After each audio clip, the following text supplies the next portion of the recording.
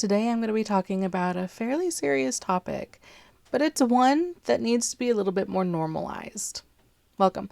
I am Mary Peterson Cook with Mary Peterson Cook Ventures, and I am a parenting and homeschooling coach that follows the Parenting from Connection framework and incorporates some human design elements so that we can better break those generational traumas and parent from a place of acceptance and connection and communication. Today, I'm going to be speaking from something that I don't think I was quite prepared for. In theory, I know child development, so I know that this is a normal stage. However, I just wasn't prepared, especially because he's an only child. We homeschool, so we had one of those curiosity about the body kind of incidents recently.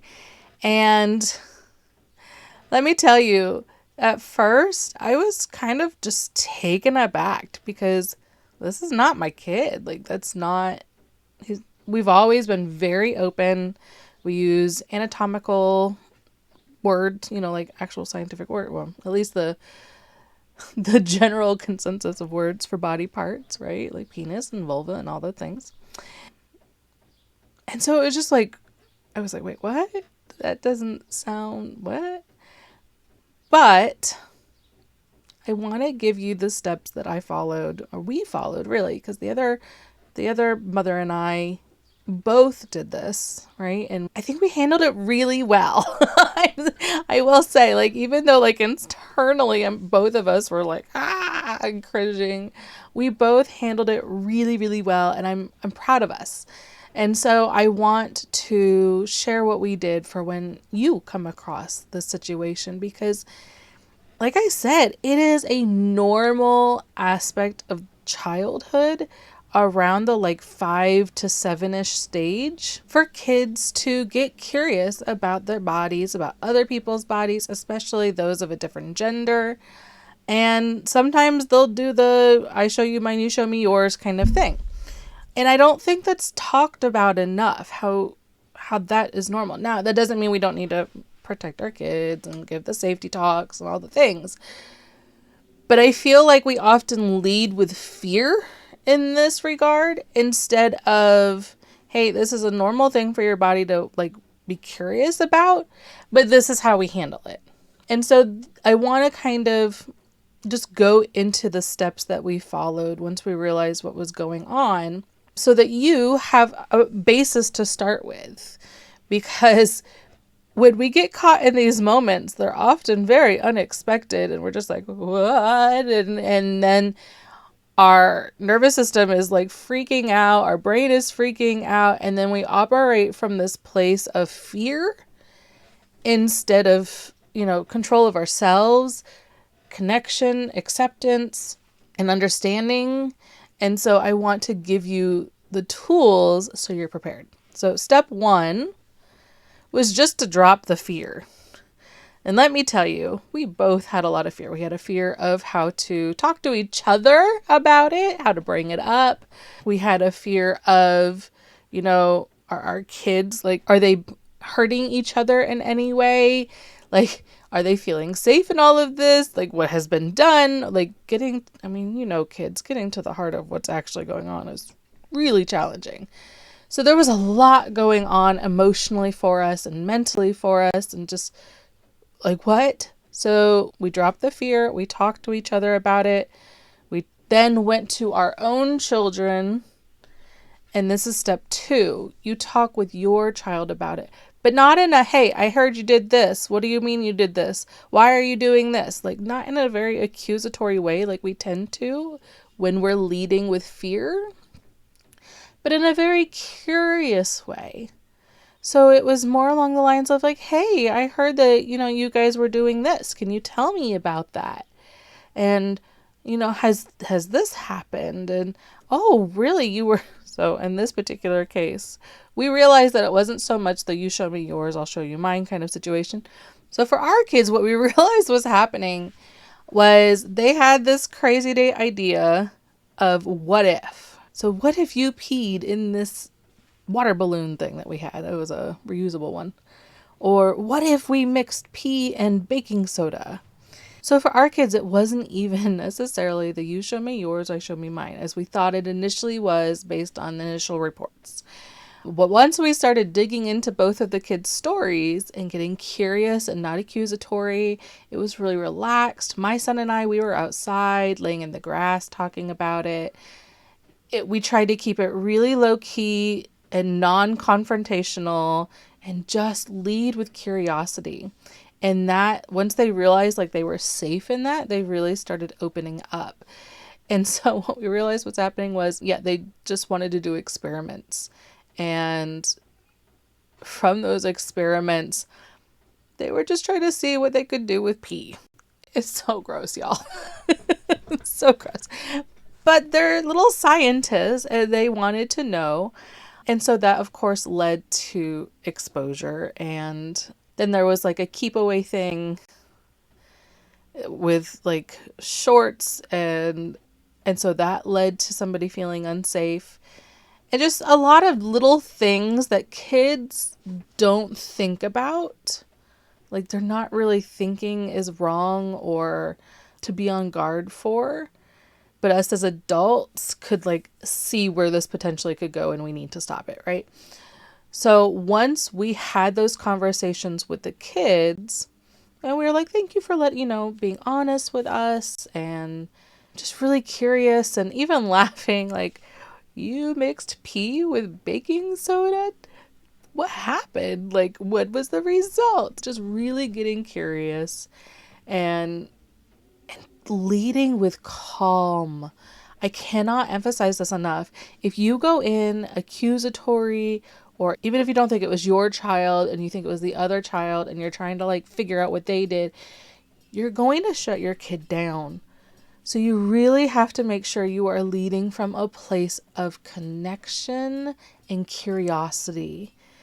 The curiosity is vital here. It changes your entire tone and makes you a safe person to talk to. So once we had those conversations with our kiddos, we then met up and privately talked, just us.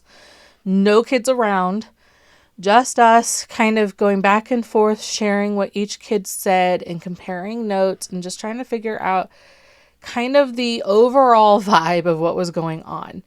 And when we started this conversation, I started it with, I got information from my kid. I know the truth is going to be somewhere in the middle.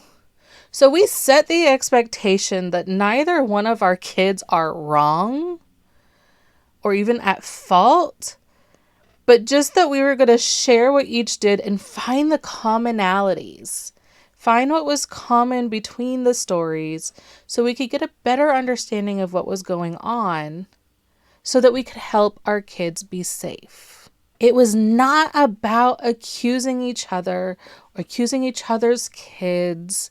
It was just about what are the common elements so we can figure out the best version of the truth, right? Because there's going to be his story, her story, and then somewhere in the middle is the truth. Because for one, our kids aren't going to remember everything exactly as it happened. But for two, and this might be the most important part for everyone to remember in all situations, is that each individual human, not even just children, but human, will experience events in a very different manner. Where one kid thought they were playing a game and having fun, another kid was not having fun and it was not a game. So keeping this in mind, that our kids are not being malicious. They don't have these malicious intents. They just experience the world in different ways and they don't always understand like each other and what each other is going through. So it's really important to understand that aspect of things and set the expectation. So that would be like, so number one was get rid of the fear. Number two is having a non-confrontational, all about curiosity conversation with your kid. Number three is have a talk with the other parent privately. And four, set the expectation and really putting each other at ease that, hey, you know what? I realize that my kid isn't perfect and your kid isn't perfect. And the truth is going to be somewhere in the middle. And the conversation isn't about pointing fingers and trying to figure out who started it, because you're never going to really figure out who started it, most likely. That is a very pointless activity to try to figure that out. So once we set those expectations, we're having the conversation, and we're really starting to piece together what's going on and how one person's initial version of events really wasn't quite that way that it was perceived, and how the other person didn't even realize what was going on. And so we just were able to really calm ourselves down through this conversation. And so it helped us get a better idea of what new boundaries and expectations we needed to implement. And so that's the next step. Talking together to discuss what new boundaries and rules, expectations, whatever you want to call them, the children needed and that we needed to do. What are some ways that we needed to do better? How do we need to make sure our kids are being safe? And agreeing on that as the parents. Then, once we were in agreement, the next step is to have the conversation with the kids. So again, this is a non-confrontational discussion. It is a, hey, the moms or dads, whoever it is in this case, in your case, had a conversation. We know what's going on. Thank you for being honest with us. Our goal is just to keep you two safe. That is our only goal. So these are the new expectations and rules that we need you to follow in order to keep you guys safe. And we gave them the new rules, where they could go, where they could be, how we're not going to do experimenting with body fluids anymore. If you want to experiment, you can use anything in nature or anything, that I've already set aside for experiments, because we have a whole box of stuff. You need to do it here at these tables, that kind of thing. And then, and this is the next step, we asked each child if there was anything else that was making them feel unsafe. Because we want to get it out in the open. If one child is feeling unsafe about something and the other child has no clue that that's making them feel unsafe, then it's just going to keep happening. And the feeling of bitterness is going to rise up in the child. They're going to resent the other child. And then they're going to share it with the parent. And then that parent is going to resent the other child. And the other child has no clue that they're making them feel unsafe. And the other parent has no clue. So each child was able to share something that made them feel unsafe. And we were able to talk through how we can make sure that that doesn't continue to happen. What to do if it does happen. So for example, we said, if either one of them say, let's do this again, right, and expose themselves in any way, then they are to immediately just leave, not say anything even. And if they want to say something, they could say, no, that's not allowed. Just leave and go find an adult. They're all out in the open, by the way. There's a lot of outdoor space that they're playing in. Remember, we live in campgrounds and things. So that is the big rule, is to immediately find an adult. You don't have to explain yourself. You can just leave. The other thing is, of course, when somebody says stop, to immediately stop, but also so the other person knows that when you say stop, that's not just a part of the game. You cannot make stop a part of the game.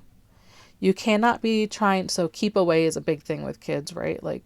Come and get it. You can't get it. Ha ha ha, I have it kind of thing. So we had to tell the kids, when you say stop and you don't want to play anymore, that's it. You can't do that. And then all of a sudden be like, ha, you can't get me. When it's stop, you move on to something else.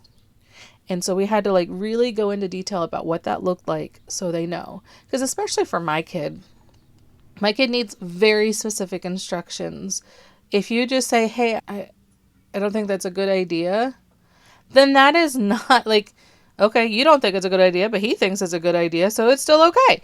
So you have to be very specific and firm, not in a mean way, but just very decisive about what you're trying to say. And so we had to lay it out like that. And a lot of kids, a lot of people with neurodivergent brains need that. And so many people don't know their kids are neurodivergent. And so it's just a good idea in general, because most kids need this, to be decisive and concrete examples and expectations. You cannot be wishy-washy with kids. Okay? That's just plain and simple, especially when you have very firm expectations. So once the kids got out everything they needed to get out, we then set the final expectation. And that is, we are not going to keep bringing up what happened. Okay, not in a we can't process it way, but like that's fine. But in a, as kids tend to do, especially if they think they might be able to get the other kid in trouble, you might know this if you have more than one child, is they will keep bringing up what the other person did as if it's a new thing, as if they should get them in trouble again, right? So the rule was, if something, and we made it very clear, please, if something new happens, come to us immediately. Yes, we want to hear that. But if it's something that has already happened in the past, we do not need to keep knowing about it. You do not need to tell us again and again that it happened. We know. We've talked about it. And now we need to move forward. And so new stuff, yes, but we're not going to keep tattletaling basically on the old stuff because we have already addressed it and we are moving on. For some kids, that needs to be said. For other kids, maybe not so much. You know your kid better than anybody. So if your kid is like that, please make sure you add that in there. And then that was it. We just said, is there anything else you guys need to talk about or say? And that was it. And you know what, guys?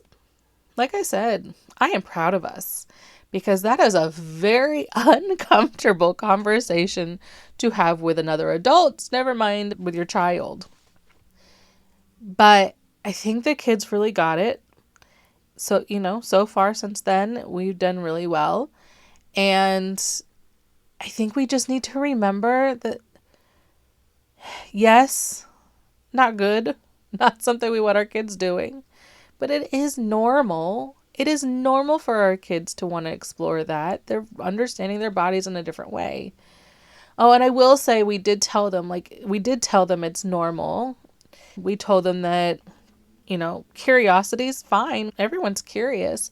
But these are conversations to have with our parents, not our friends. We're not showing our friends our bodies because that's not safe.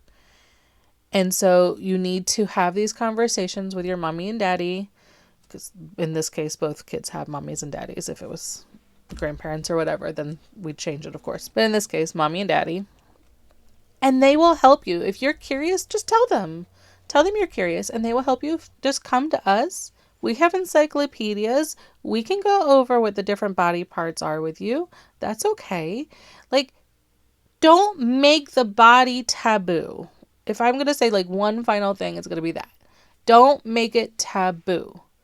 Because the more secretive and mysterious and taboo you make it, the more they're going to be interested. The more curious they're going to be, and the more they're going to try to hide things because they don't want to get in trouble. So if you make it acceptable for them to come to you, then they will. If you openly accept that they are curious and help them learn about these things in an age-appropriate, safe way, then you're going to mitigate a lot of these problems. Okay? So I hope that helps you. I know it's a really uncomfortable subject and no one wants to go through this. But I mean, working with children for most of my life now, and knowing child development, I know that this is normal. This happens all the time.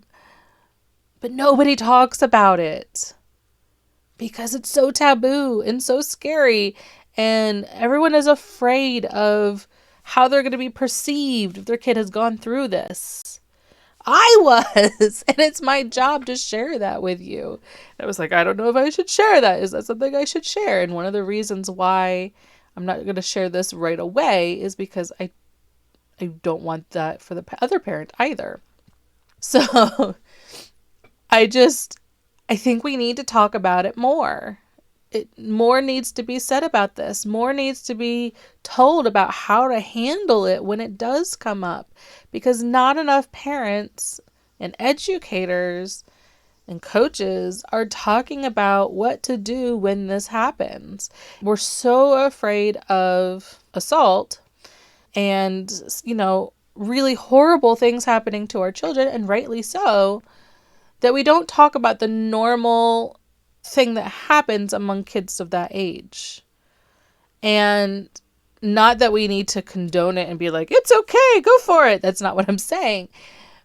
But how to handle it when it does happen in a way that's not traumatizing to our kids.